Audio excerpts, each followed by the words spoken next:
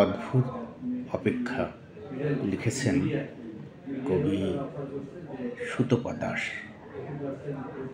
অপেক্ষার জিনিসটাই বড় অদ্ভুত, ধৈর্য আর অধৈর্যের মিশ্রণ।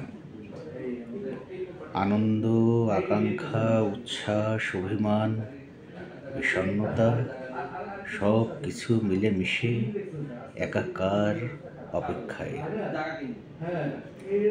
ঘাসের ডগায় জমে থাকা শিশিরের অপেক্ষা ভোরের ঝরা শিউলির।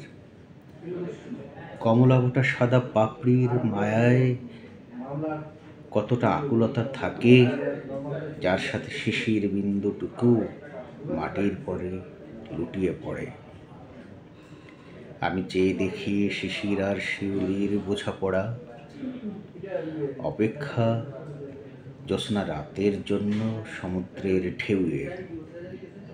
অপেক্ষা বাদল দিনের জন্যে কদম ফুলের। অপেক্ষা গাঢ় অন্ধকারের নির্জনতায় জোনাকিদের আলোর মিছিলের।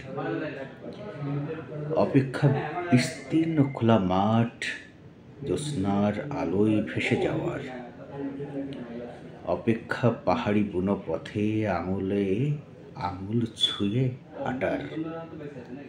অপেক্ষা পিঠে পিঠ ঠেকিয়ে বসে বসে বিশাল সমুদ্রের বুকে ডুবে যাওয়া সূর্যাস্ত দেখার, কিংবা বিস্ময়ে চেয়ে থাকার দূরে ওড়া গাংচিলের পথে। আর অপেক্ষা